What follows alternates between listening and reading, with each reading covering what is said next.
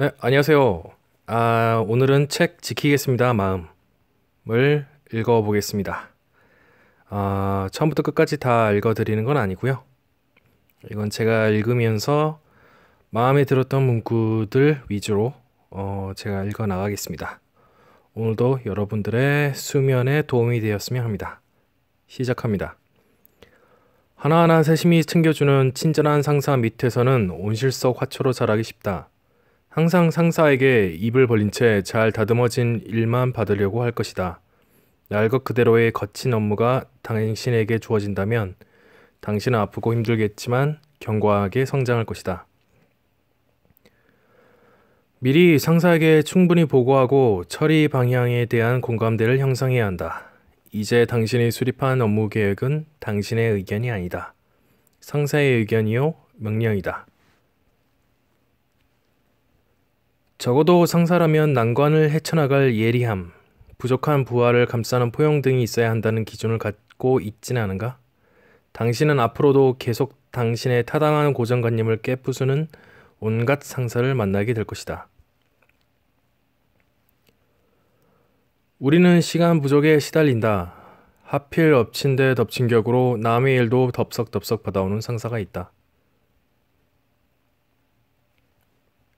A+급이 아닌 A급 사원이 되는 것이다. 감내할 수 있는 한계를 정해 그 한계를 벗어나는 플러스 요구는 거절하는 것이다.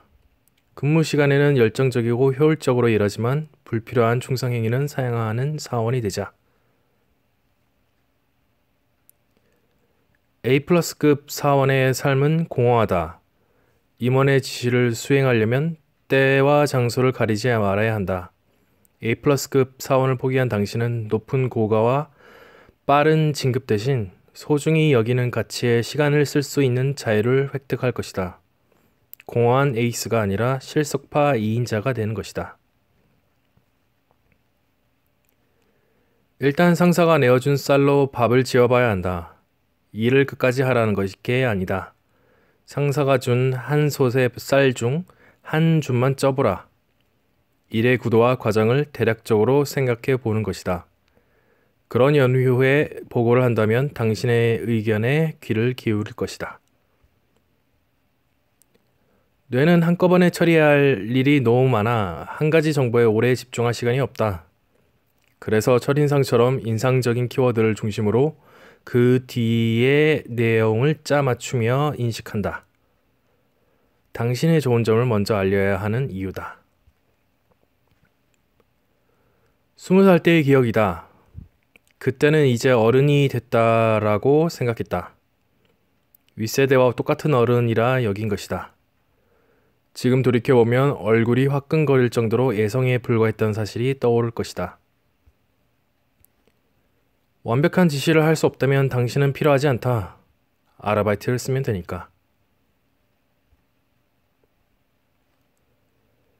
큰 뼈대의 가이드라인에 잔뼈대가 되는 자신의 고민이 더해질 때 상사와 당신의 학작품이 완성된다.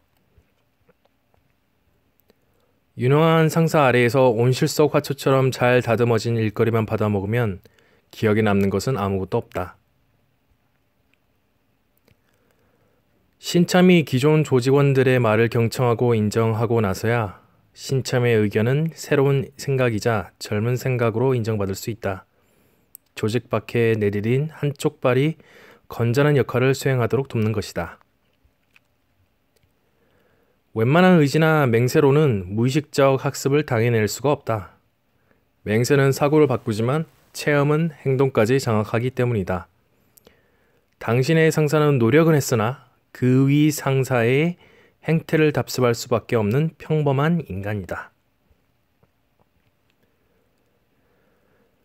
옛날 타령만 하는 상사를 꼰대라고 여긴다.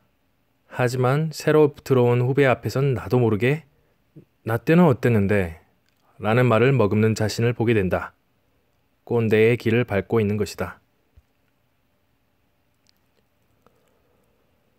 현실의 상사는 극한 악당이 될 그릇이 못 된다. A부장 밑에 있었을 때는 막강한 카리스마로 따뜻한 인간미가 그립더니 인간적인 B 부장과 일해보니 A 부장의 똑부러진 업무 능력이 그리워졌다. 그제서야 A 부장도 꽤 훌륭한 상사였음을 깨닫게 된다. 잔디밭에서 내 발 밑을 보면 듬성듬성 맨땅이 드러나 있다.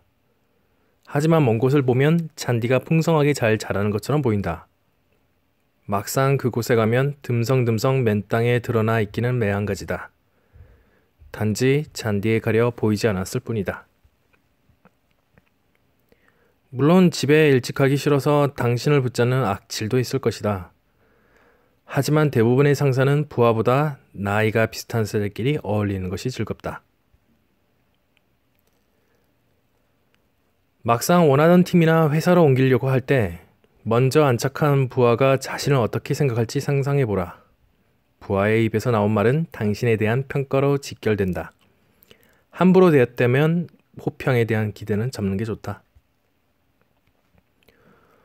눈앞에 이 사람이 잠시 스쳐 지나갈 손님이라고 생각할 때 그를 그리 원망할 필요도 없으며 자신에 맞춰 고치라고 강요할 필요도 없음을 깨닫는다.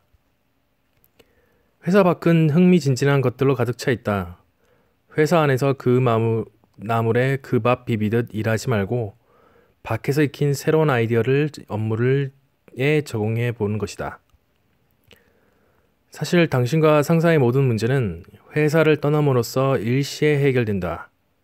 하지만 새로운 직장에서도 같은 문제가 반복될 것이다. 당신을 괴롭히는 것들에게서 도망가기를 원한다면 다른 장소로 갈 것이 아니라 다른 사람이 되어야 한다.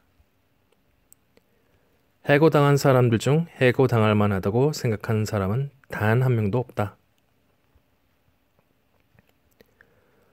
빗나간 충성행위에 몰두할수록 실력은 점점 빈약해진다. 진짜 충성은 달콤하지 않다. 달콤한 줄 알았던 기만이 존재할 뿐이다.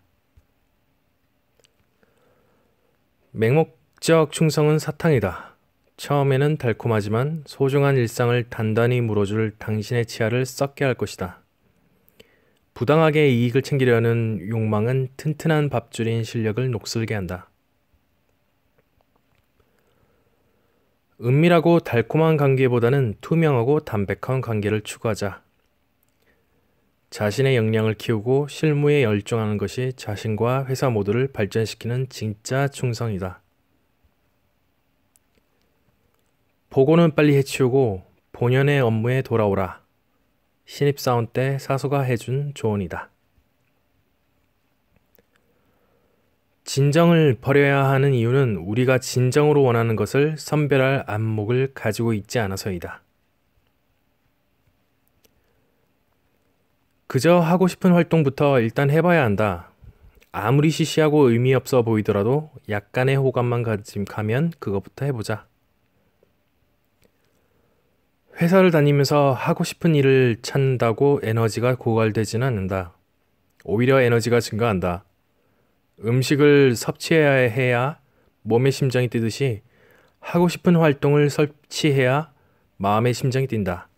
마음의 심장이 뛰면 삶이 재미있고 활기가 넘쳐 흐른다. 하고 싶은 일을 찾는 여정이 업무의 질을 떨어뜨리지는 않는다. 아무런 조건 없이 하고 싶은 활동을 할 때 그 활동 자체에 몰입하게 되고 새로운 영감을 얻게 된다. 욕구가 없다면 살아도 산 것이 아니다. 마음이 죽은 것이다. 감정은 불확실한 생존 환경 속에서 최적의 행동을 취하기 위해 태어난 존재다. 프리먼. 당신이 나를 니그로라고 부르면 문제는 당신에게 있지 나에게 있는 것이 아닙니다. 왜냐하면 당신은 잘못된 단어를 사용하고 있으니까요. 나는 관심을 끊어버림으로써 문제를 갖고 있는 당신을 혼자 내버려 둘 것입니다. 개선 가능성이 적은 기대 수준을 하나씩 떼어나가다 보면 결국 남는 것은 하나다.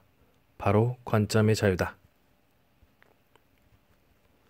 부정적인 상황을 마주하면 어떻게 바라볼 것인가? 자유와 권리를 침해당했다고만 생각하면 불행한 피해자가 된다. 감내할 부분이 있지만 새로운 것을 배우고 성장해야 한다고 생각하면 당당한 삶의 주인으로 우뚝 설 수 있다.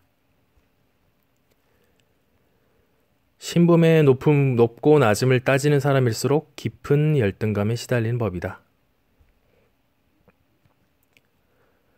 사장 같은 사원이 입사한 팀에서도 곤란하기는 마찬가지다. 자신이 왜 이런 일도 해야 하냐며 투덜대는 태도에 팀원들은 어이를 상실한다. 최전선에서 돌격해야 할 병사가 본인은 제갈량이라고 생각하는 곳이다. 직원은 동료와의 경계를 살고 팀장은 다른 팀과의 경계를, 사장은 회사 안팎의 경계를 산다. 지위가 올라갈수록 경계선은 더 길고 복잡해지며 사람을 더 구속한다. 자기 영역의 경계를 마음대로 넓히고 줄일 수 있는 사람은 없다. 아무리 기업의 회장이더라도 선대 회장이나 이사회의 의견을 무시할 수 없다. 왕이라도 충신과 국민의 목소리를 외면하면 오래 버틸 수 없다. 다 자기만의 경계가 있다. 어리석은 자는 스쳐가는 나쁜 일을 끌어안고 괴로워하지만 지혜로운 자는 나쁜 일이 스쳐 지나가도록 둔다. 회사에서는 회식과 충성행위 때문에 자유롭지 못하다고 한다. 하지만 실상은 남들 못지않게 진급하기 위해 본인이 충성하기로 선택한 것이다. 집단 생활을 하는 인간에게 피해자가 되는 것은 큰 이득을 남겨준다. 당신 때문에 내가 피해를 입었다며 죄책감을 씌워 상대로부터 원하는 행동을 이끌어낼 수도 있다. 막대한 이득이 있으므로 본능적으로 사람들은 피해자가 되려 한다. 피해자는 결국 피해자일 뿐이다. 초안의 주인인 사자가 되지 못한다. 피해자인 척하지만 사실은 욕망의 노예에 불과하다. 피해자인 척하는 순간 주권을 상실하고 주인의 자리에서 내려와야 한다. 배가 고프면 뇌는 체세포의 당분을 빼앗아 섭취한다. 하지만 체세포는 뇌를 원망하지 않는다. 둘 다 별개로 존재하는 것이 아니라 당신의 일부이기 때문이다. 너와 나를 분별하지 않고 같은 우주임을 인식한다면 모든 고통에서 해방될 것이다. 체력 다음으로 관리해야 할 능력은 감정력이다. 사람이 하루에 감당할 수 있는 감정에도 한계가 있다. 세계 최고 수준의 민간 연구개발 기관인 벨 연구소에서도 빼어난 실적을 내는 직원과 평범한 직원의 차이는 개인 역량이 아니었다. 구축한 네트워크를 활용하여 동료의 협조를 얼마나 잘 이끌어내느냐였다.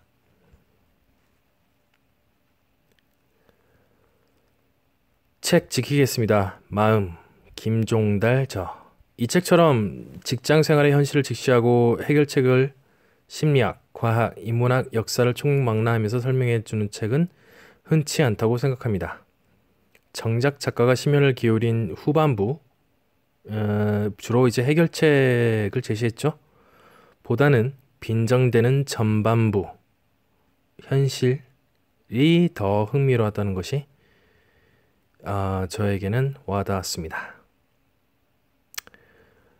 오늘도 안녕히 주무시고요.